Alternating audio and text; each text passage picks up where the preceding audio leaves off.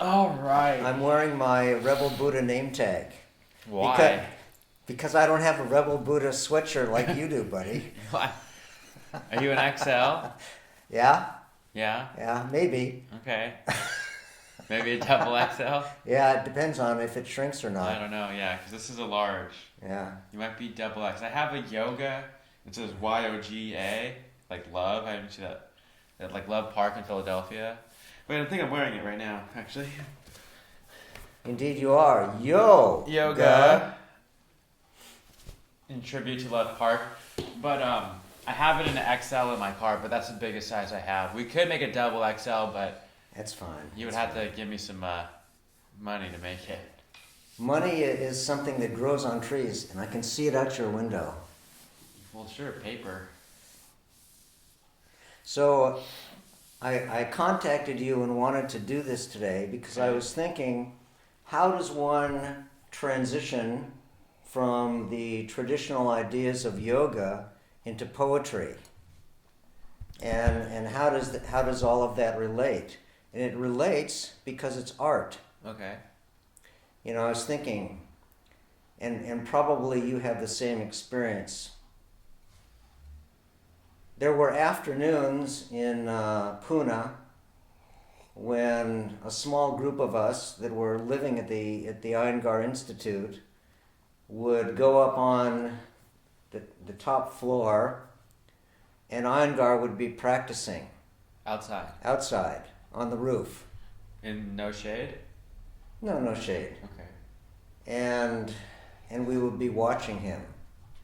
And, you know, there are different ways to think about those things, different ideas, different perceptions. And I recall that it was just art.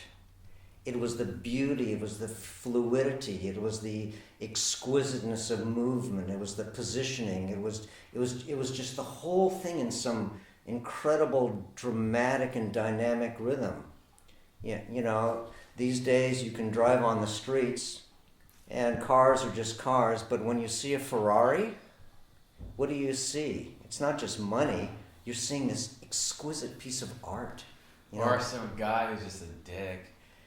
Yeah, but I'm not talking about looking at the person. I'm talking about looking at the object, at the art, at the exquisite beauty. But I don't think that's cool.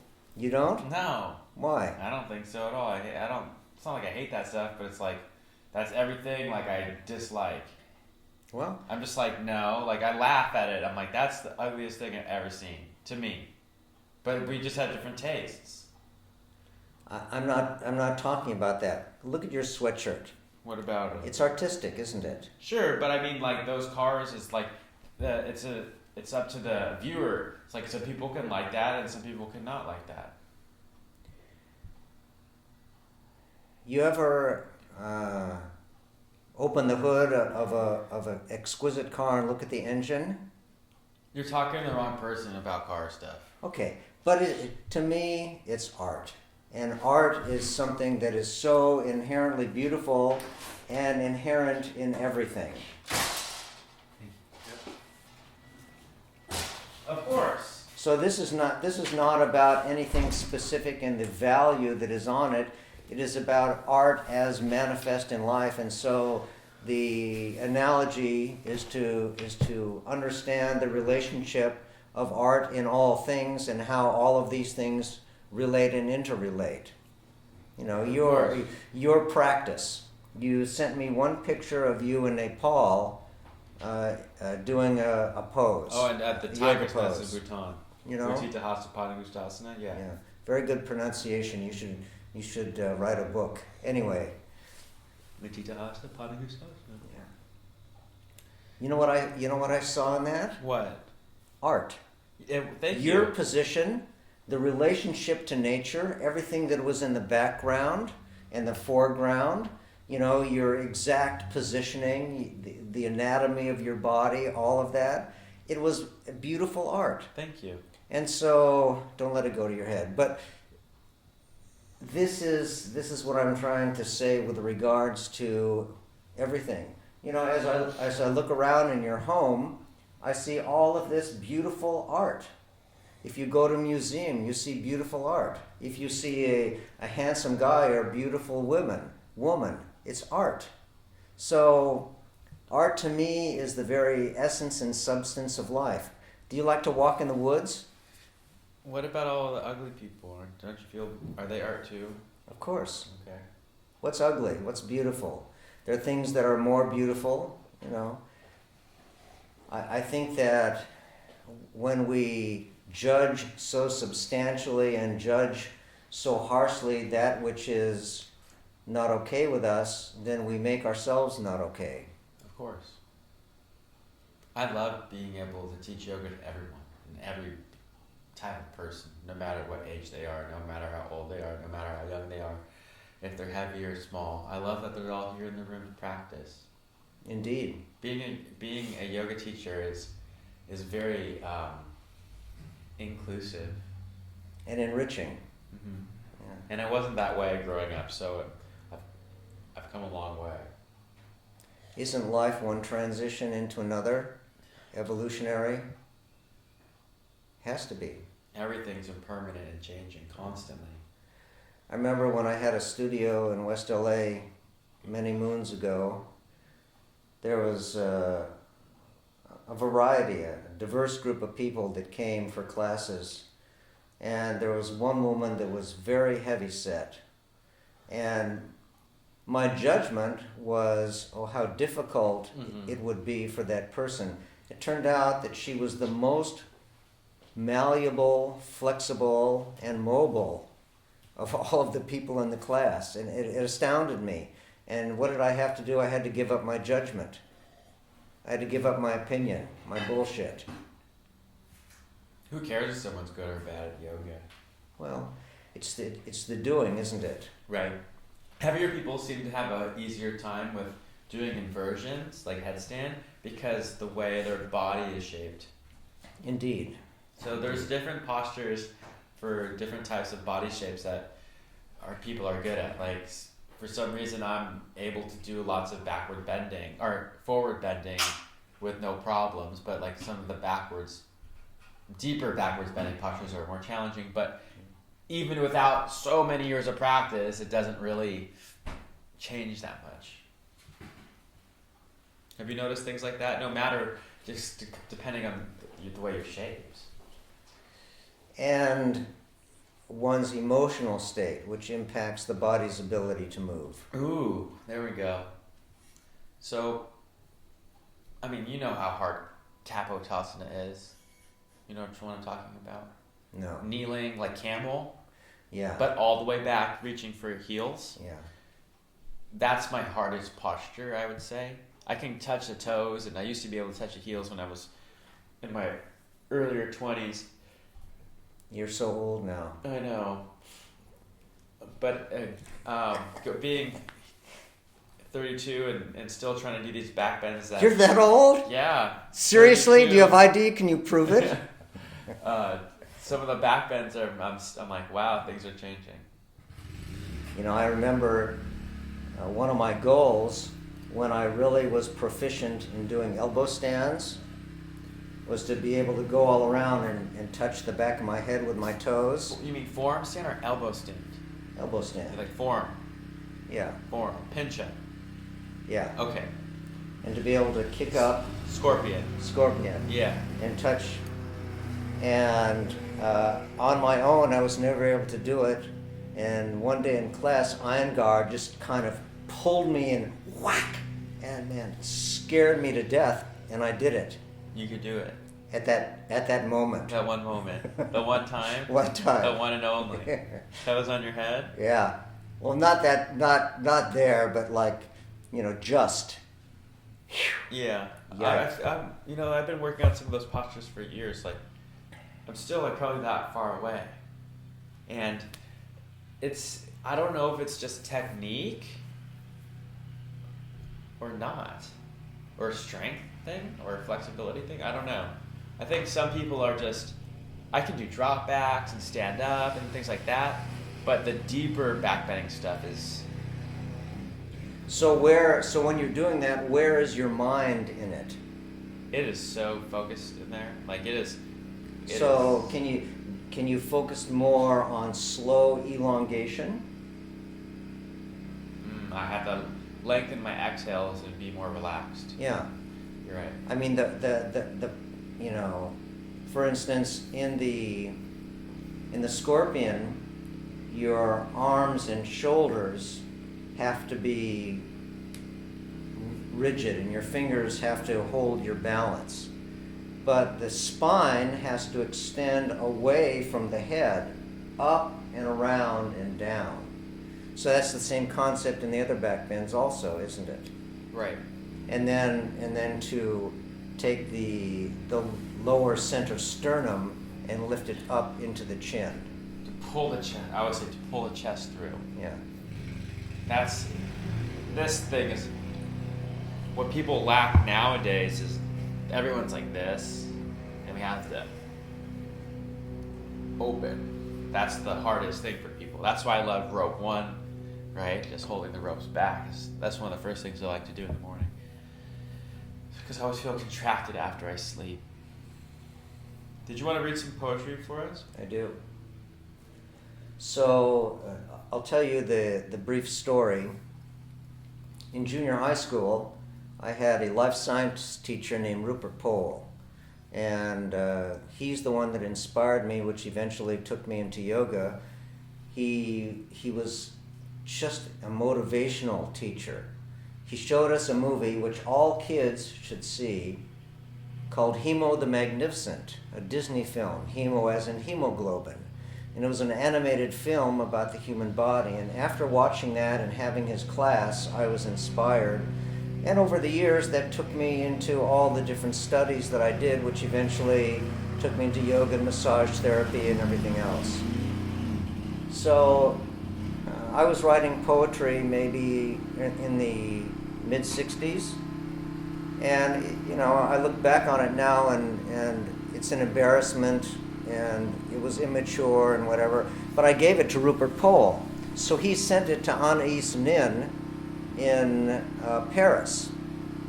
Anais Nin is one of the foremost writers in the women's movement, an incredible woman, written many, many books, and she wrote me back.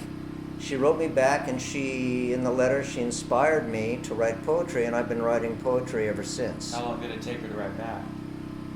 Well, maybe the poetry was sent sometime in 69. She wrote me back a couple of months later.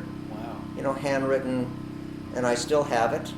And in the first book of poetry that I sent to a publisher, which I still haven't heard about, This Is the Life,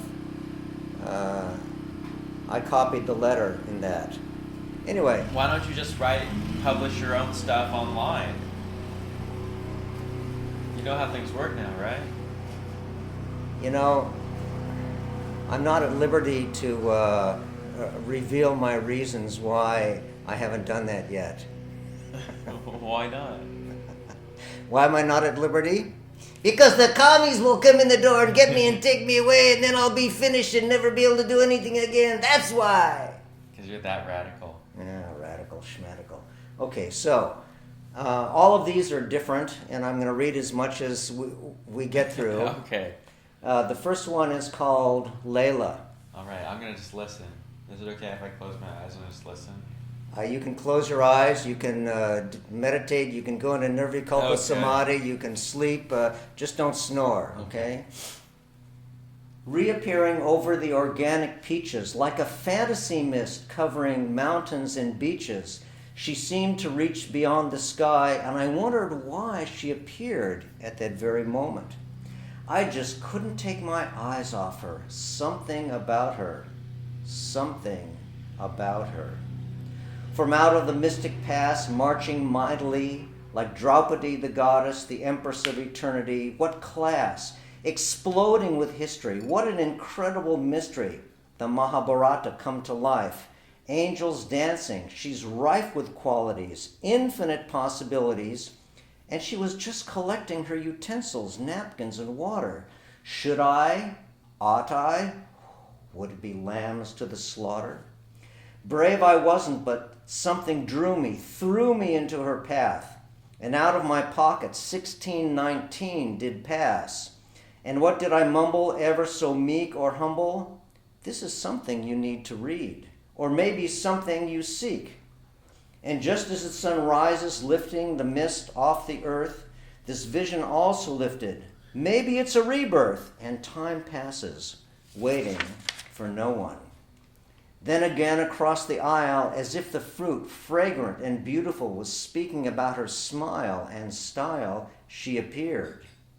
I didn't fear, and from across the way looked at her. Hey. A conscious being is what drew that feeling out of my depths. I see people every day, male, female, families, and the rest. But she is the first conscious being I'm seeing in the year I've been here.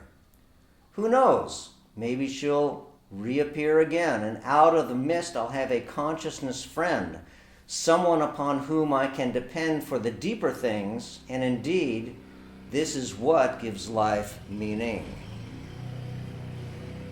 That was written August 28th, 2019. So, this was a real person, actually. And did that to you? That made you feel that way? Yeah.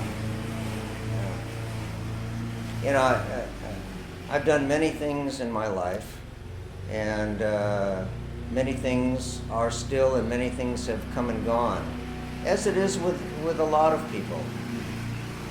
And the writing of poetry has become something that is almost a daily phenomenon. Sometimes multiple poems appear in a single day. It's fairly extraordinary. That you don't even have to try to write. No, you know, look at your paintings and your art. You have an idea and you start something, and either you follow a specific pattern or it evolves. And writing is the same for me. I have an idea, or a word comes to me, or something when I awaken, or something during the day strikes me. I'll put it down on a page, and then what forms is what forms. And then just like when you paint, you have to work on it and see it and step away and look at it. And so the same thing is true in the art of poetry. Different writers, I suppose, write differently. You look at it, you think about it, you work on it, you rewrite it, you change words, until you get things the way you want it. But for me, the idea of implanting ideas and messages and concepts and truths and substance is really important. It's not just about superficiality, it's about something that strikes the depth. And when one looks at art is that way. When one looks at you doing yoga, it's art, or Iyengar doing yoga, or a Ferrari, or a beautiful person. But isn't the Ferrari superficial? Yeah, but one could say that everything is superficial. You know, I wore my tuxedo today. That's superficial. You know. You wear your cargos. Yeah. Your jean cargos. I'm just a hip-hop yogi, you know. What's all right, read us another one. Okay, this is called Sister. Amongst the twists and turns of life, with unknown shadows ever rife, we move throughout the woods and trees looking for hope aplenty and serenity. We seek, we wish, we hope, we strive to have a better and more meaningful life as the woolen closure of times unseen penetrate our daily gleam, and often we look, tears rolling from our eyes, at the pain of others, and we cry. For we too are affected, and we are subjected to the gnawing severity of human dignity, brainwashed, as if bursting rain clouds fall on land awash, as floods sweep away those who are vulnerable, like desert sand so intolerable, and we pray, act, and move. But what good does it do? When our sisters and brothers too are in pain, what gain is there? How can we help them as we melt before the tower of their pain? We are drained, our hearts feign. This isn't fake. We are for the varied mistakes that have caused their conditions. How can we possibly remain the same? For life is not just monotheistic renditions, but real. They've lost their spirit and inclinations. they have become our mission. And we are rife with anaphylactic shock, and pretty soon we better take stock of the world as we know it, where dissension, perverse deception run rampant, and the constant drumming of our heart hopefully will give us insights into a new start, and we can help them heal. It's all too real. We hope so, and so we go about our days and our nights, mostly trying not to think about these frights and to just let nature take her course, which isn't always the source of any solemn promises we have made to God about the way we behave and how we treat that which is odd to us in our judgments that we make, so we can have some stake in maintaining our sanity in the face of pain. And it's not anonymity. It's our brothers and sisters, mothers and fathers, friends and family, and all the others who complain. Much of humanity has lost their way. A host of reasons we all know and say, but for those few, one by one or in droves, who will step up, like you, to give everything up for the sake of the other, you, they, are their cover. Indeed, that is what you have done, and I honor you, daughter of the sun. And the marching of 1,000,000 feet are drumming to your heartbeat that your days and your nights should be peaceful and without fright for what you've done and how you've hoped for your family, your sister, who is under the gun.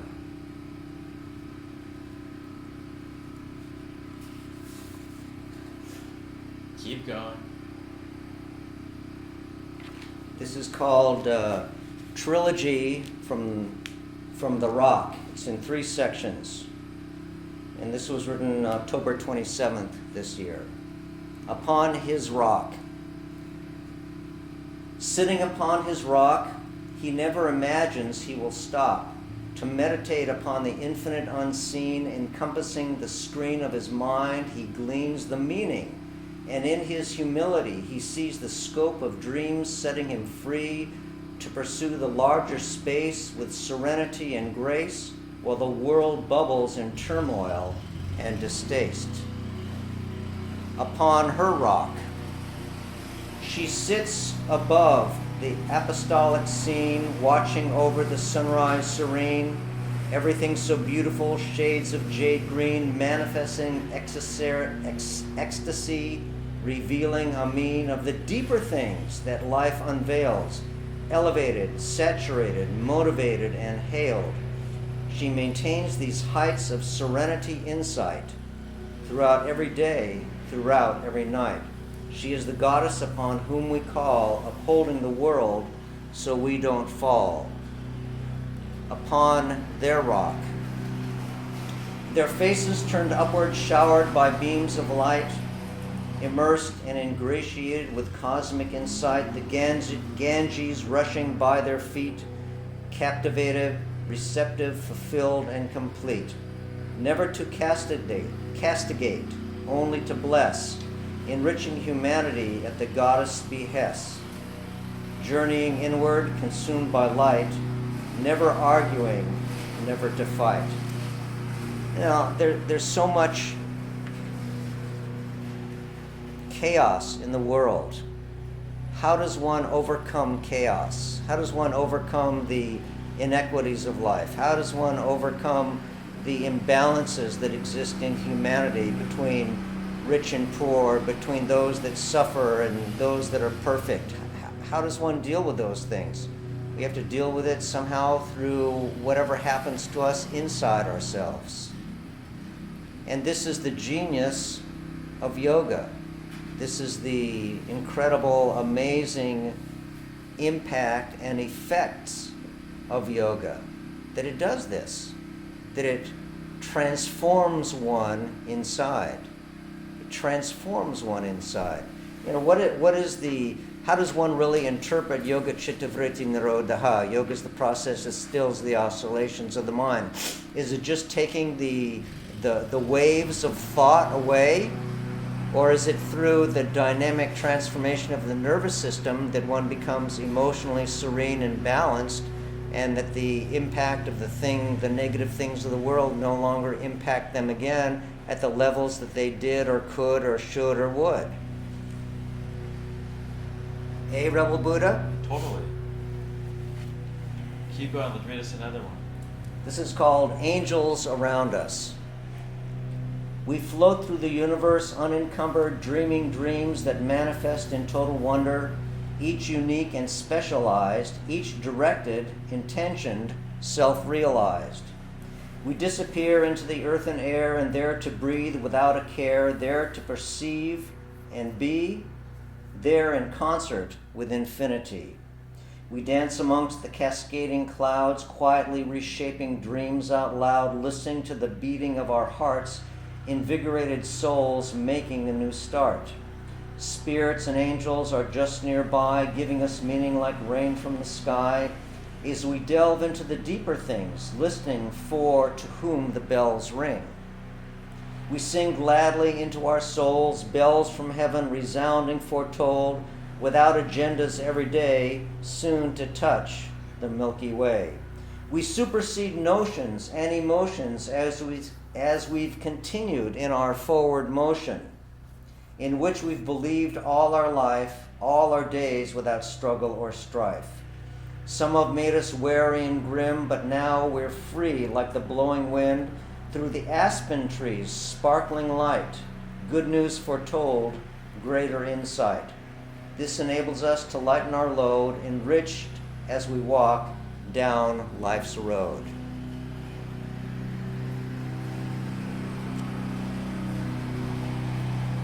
So many things come and go, huh? Well, everything comes and goes except what doesn't. Yeah. There are many things that are consistent in life, and there are many things that come and go and are inconsistent. And what is it that we want to hold on to? What are the things that have breadth and depth and meaning that we want to keep in our being, in our soul, and entertain and have as our sustenance and our substance? No, it's not Ferraris and the material things, even though there's nothing wrong with material things per se. But it's the deeper things. And, art has always been about challenging people. Art has always been about making people look beyond their comfortable space into something else. Just like your yoga practice, it challenges you to go beyond that which either you think is capable or you are capable of, into that which is possible.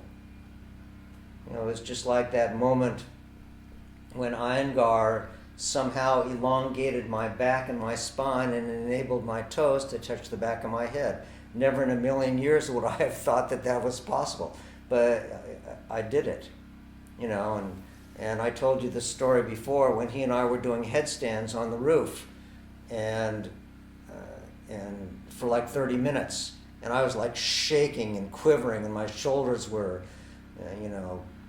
disappearing into my neck, and he's like a tree standing up,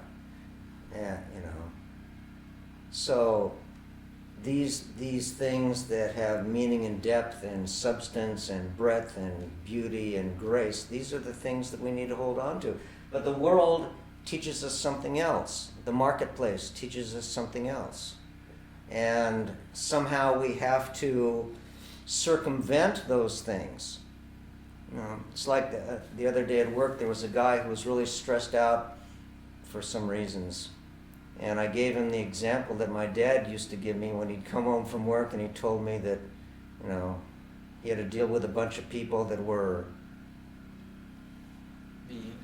Yeah, I don't want to use too many expletives. Anyway, and he said, you watch a duck, and a duck dives into the water, and when it comes up, all the water runs off its back. And that means the water doesn't go into its body. It just rolls right off. So how can we avoid the stresses that come from the world, the stresses that come from life, the stresses that come from the political situation or wars or terror or whatever it might be, or people's judgments or prejudices or what have you? How do we jostle ourselves? We have to have substance inside, and we have to not let those things come in. And it's not like we physically dodge them, but we prepare ourselves inwardly. And I think one of the things that art does is art enables that. And insight enables that. And what brings and what gives insight? Or? And so many things. What about when people, they don't like my painting or drawing and they get mad at me? And they were like a good yoga student, and I made a drawing of like Miller High Life. Mm-hmm. I made one that said Loser Low Life, and it looked just like it, like the logo, like a little joke drawing in my sketchbook, and I posted it. And then this one lady never came back to class after I posted it. Well, then, it's never, I think it's never good to intentionally offend anyone. Sometimes one can say something or do something that offends someone, but if it's not intentional, I think that the harm that is done is less, and maybe the impact on a person or an individual is about the stuff that's going on with them more than what it was that you or I did or someone else did. Right. If something is done in a negative way with intention, that's a very different story. But it's just a sketch. It was just a sketch. The other day at work, some guy made a sketch of me. Yeah. And I said, "Holy Toledo, if I really looked like that, I said, maybe I really look like that. Oh, no! Did it look like you? Not at all. Okay. Not at all. Like a funny sketch or something? Yeah, it was a funny sketch. Okay. But it made you mad, or you didn't even care? No, it was just funny, Yeah. So if one's intentions are good and one is sincere and someone gets offended, then we should try to figure out if the person is willing, if that person came back and to have a conversation, if that offended you, I'm sorry, blah, blah, blah. The important thing is the blah, blah, blah, of course. Or what if you just walk away, like, I don't care anymore. I don't even care anymore. Like, I think I saw them at Target, I just, turned the, corner, look at them and walk away. I'm like, I don't even have time for it. I don't have time to apologize for something that's not worth apologizing for. You could say sorry to me, because I didn't do shit. That's how I feel. I hear you.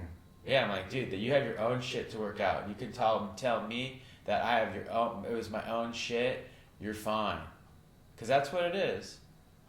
And I don't have time to be like, I'm sorry. I don't say sorry to anyone unless I really mean it. And it's real. I'm not going to say, it's a word I try to use very, very rarely, is sorry. Judicious expression. I don't know what that means. Just what you said. Yeah. Read us another poem. Consequences. Okay. Consequences. Thought, word, or deed. There are always consequences. No matter how we try to hide it, avoid it, disavow it, whatever it is, there are consequences. Whatever station one is at in life, no matter what scale or illusions we create and perpetuate in our strife, there are consequences. It is how it is. For the living, for the dead, for mothers or people with ego heads, for the humble or those who incessantly mumble, there are consequences. Some are high, some are low, some are good, some are bad, some are trivial, some make us mad. It doesn't really matter. There are consequences. High on Mount Everest or knee-deep in mud and slime, there are consequences, and these consequences, part of our creation, impact our lives, affect us emotionally, spiritually, financially, and more, and often hit us at our core. There are consequences. We may think it, that things are out of our hands, but it just isn't so. We may think we can avoid consequences. It just is not so. We reap what we sow, and that is how it is. Gone tomorrow, vacation or work, nothing we do has no impact upon this earth unless we are completely unconscious or in final denial or rebirth. Best to regroup, get centered, and hope that tomorrow is a better day, spiritually anyway. Now this, since you just returned from Bhutan and Nepal, this is called Avalokiteshvara. You know who Avalokiteshvara is? Yeah. The Buddha. The compassionate Buddha. the Buddha of 1,000 arms, 1,000 faces, 1,000 remedies, the Buddha of compassion. So since I'm going next year to that part of the world, I've been thinking about these things. And also it's kind of the cycle I am in life. The embodiment of all beauty in this world and beyond, within the confines of the mind, seated firmly in the divine, extending beyond what one can imagine, must be the fathomless, flawless, extraordinary passage from the mundane and planes of ordinary being into the freeing yet empty void of us agreeing not to be avoided, of the everything nothing space that is only grace and abounds in heart, and one just has to take a step and start, and the multiplicity of magnanimous beauty engulfs one, and the hum of Om transcends time and space, literally grants us Vedantic grace, and we become that which we've sought. With the onslaught of the cosmic force, we rejoice, of course, never to be divorced or forced, and we abide, never to hide, in the Shiva Shakti living pranic force, and thus we reinforce the plan of the Cosmic One has for every woe man, woman. Woe man, woman, not to grandstand, no ego or fear here, but a fan of the multifaceted reality which speaks to you and me, only when we are ready, and then the grand plan unfettered by daily life that often is full of strife melds into grace and faith, calm, and we no longer long as we are now the path portraying the song of songs, and move along as the river flows into the sea, and we too see and become that which is meant to be. Yes, you and me, free in reality, for to see is to be, and to be is only and evermore free. Avalokiteshvara, the compassionate Buddha, the all-seeing, and we, the people, in her being. It's because religion is dominated by he, by, male-centeredness. So, wanting to be free of those things, and also free of the confines, much of the confines of classical religion, and wanting to be a rebel Buddha, so to speak. Instead of he, I use she or her, which seems to satisfy something in my heart and soul. You dig it? Read us one more. One more. Okay, you want something metaphysical or you want something funny? Funny. Okay.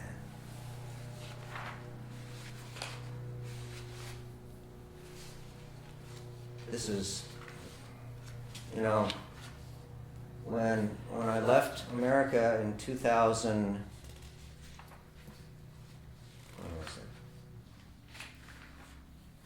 2003, and went to South Korea, and then eventually went to Israel and went back and forth between the two.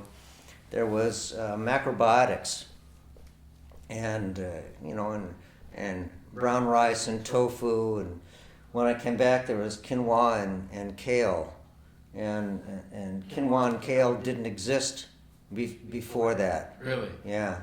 It wasn't a thing. It wasn't a thing. Where did I put this? Plausible identifiability. As you can see, I'm very organized.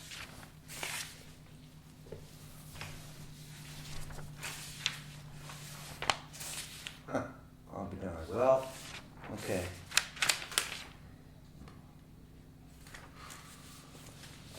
Thought I brought it, but I guess I didn't. The funny one? Oh yeah, this is a good one. Okay. This is called, Do Chickens Have Rights? Alright.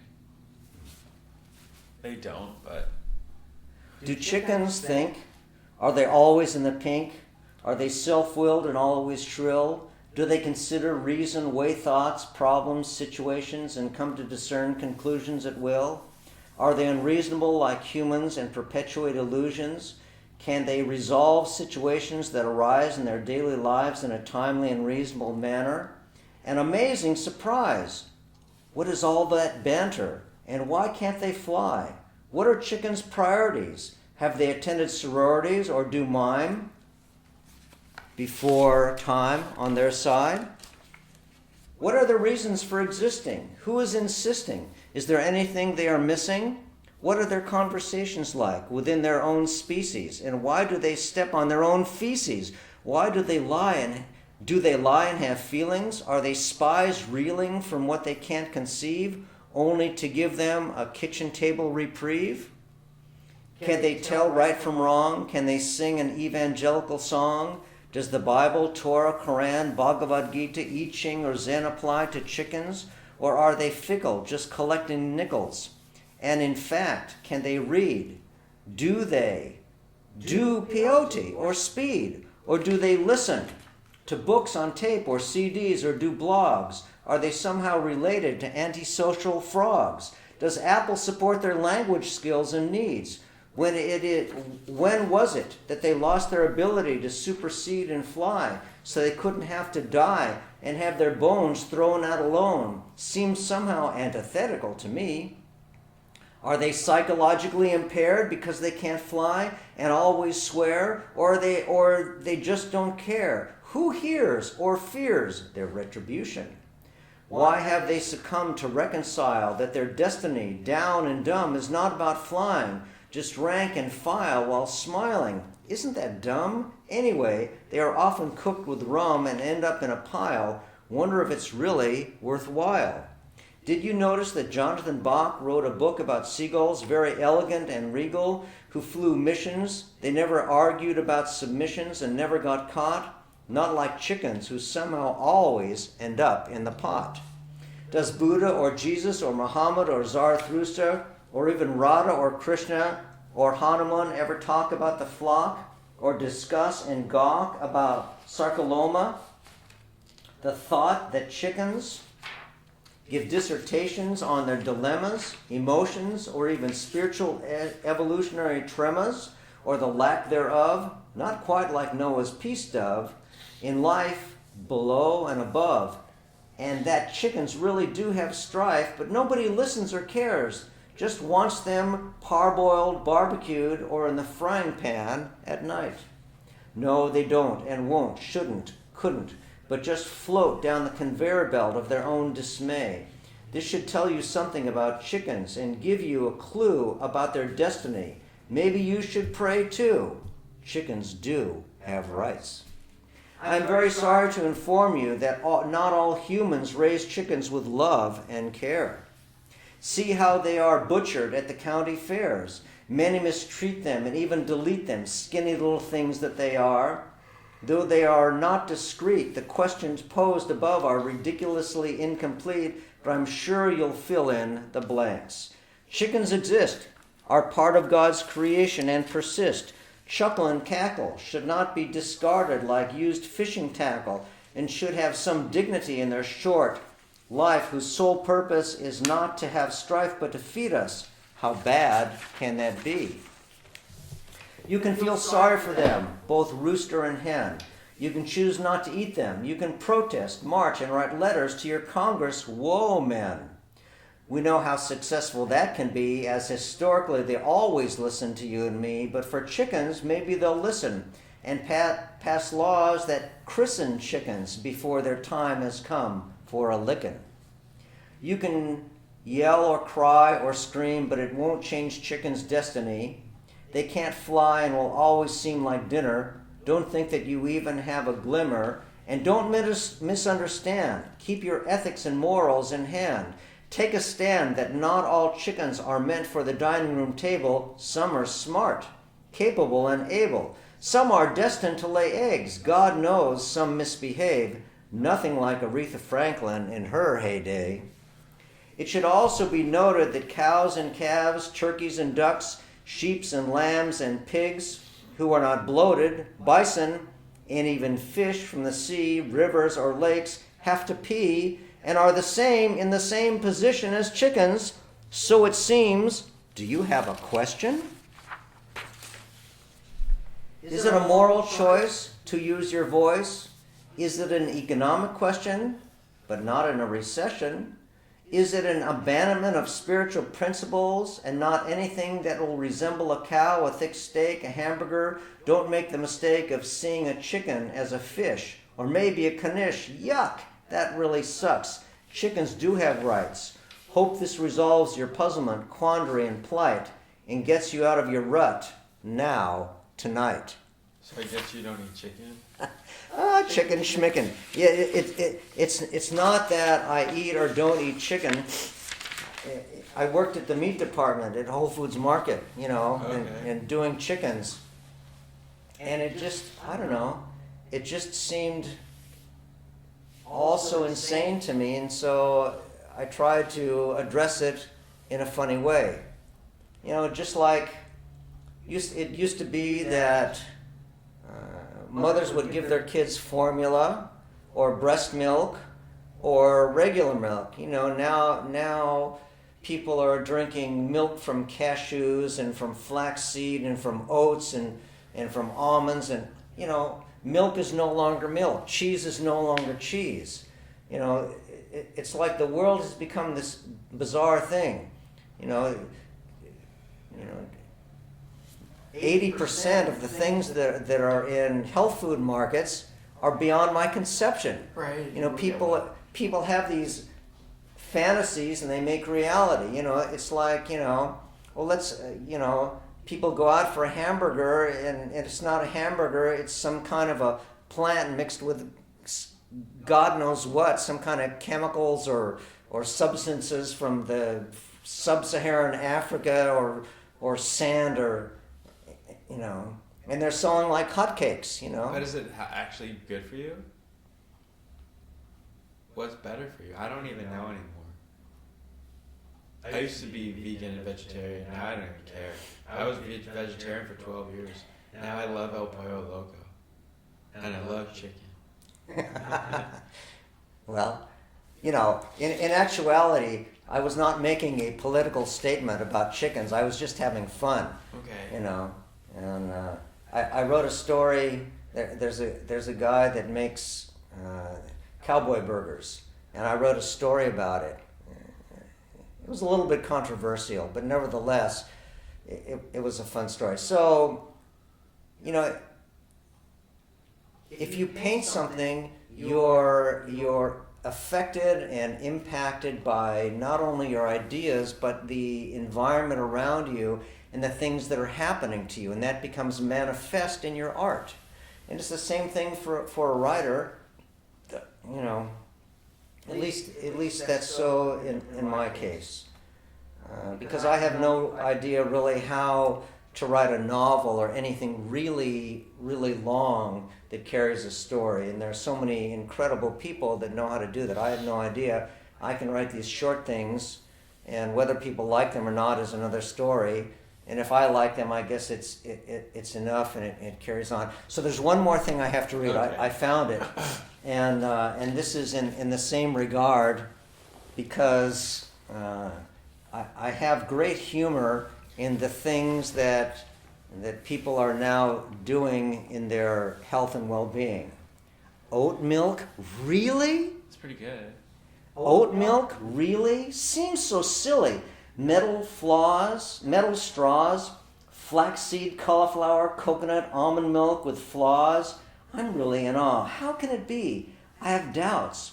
Once cow milk was free, and now everything is strange. And what remains is inconsistent health food news with varied views of milk, gluten-free, kale, and people sitting in pews farting from too many kale, oat, cauliflower beans they eat. And don't tell anybody British ale used to be hamburgers, the buns not stale. Maybe they should be reclaimed and put up for sale. I don't know. Just regrooving, to be clear, and bringing a few somethings to your attention, sublimating animalistic fears. Plant meat, beef, lamb, pig, chicken, duck, still on their feet, and who knows what else is in retreat, and what will remain after all is said and done. Will people still be having fun, or will greens that bleed become the norm, and form genetically engineered, remunerated kids that can't study in their dorms. ATP being replete, amino acids now a superhuman feed. Oh, no sugar? Are you a tree hugger? Sorry to disparage lovers of nature. Don't mean to intend a bland or fractured plan, but plant meat? But oat milk? What happened to cereal maker, Quaker? Could it be some Fager or Fakir that is local, or by far and near, close to oat fields and beer, or is it a mere coincidence? That's my favorite one. Because it's so inconsistent in the health food. No one really knows. They're like, yep, it's the best to do this now. You're like, everyone's doing it. It's a group mentality thing, and the people are afraid to leave. To like, no, this is not real. Like, you guys are just making this shit up. You know? There's so many diets. How can one possibly know what to do? Right. You know. That's why I just go El Pollo Loco now. When I became tamales, baby. When I became a vegetarian, there were a few stalwarts, you know, doctors and nutritionists who talked about it and had books. Now there are 400 billion people who are experts. Well, the thing is, let's break it down for you guys. It's not good for you. It's what I come up to the conclusion with. I did it for freaking over a decade. I only got sick a lot. I was too skinny. My body hurt, and I had no more muscles. Now I eat El Pollo Loco, and I'm the strongest yoga practitioner with no pain. Okay, so imagine this. Yeah. We have 588 muscles in our body, and you had no muscles. What would you look like? My muscles shrank and got tiny. You would be like, nothing. Rebel Buddha, where are you? You should have seen me. You should have seen. It was disgusting. It was like an anorexic yogi person. Like, dude, it was like only eating grains the rest of the day. That's what's bad. You know where I want to go? What? Lumbini. Where's that? In Nepal. This is the birthplace of Buddha. Oh, right. You were saying that. At the, I was remembering it's the Kalapalavastu kingdom. Something like that. Yeah. It's people can access it from India. It's like 38 miles inside the border. Oh, that's it. Cool. But it's I saw a video on it, and I'll look it up. It's pretty modernized. I mean, it's just a building. I mean, it's just no, a palace, it's a huge area with all these different monasteries and schools and places for people to come, and hermitage sites and pilgrimage sites. But just to go and sit there. Right. Have you ever been to Japan? Just the airport. Well, that's being in Japan. Sure. So one year I went to Kyoto, and in Kyoto there's a famous Zen rock garden. And in the Zen rock garden, you're not allowed to talk. And there's this huge, incredible garden of stones. And all the stones are raked in perfect symmetry. And what you do is you sit and you just be with the garden. You be in the presence of the place. And this, my friend, is the key to art, the key to life, to be. Not like Shakespeare said. To be or not to be? No, forget not to be. To be! That's my message today. All right. To be. To be. To be.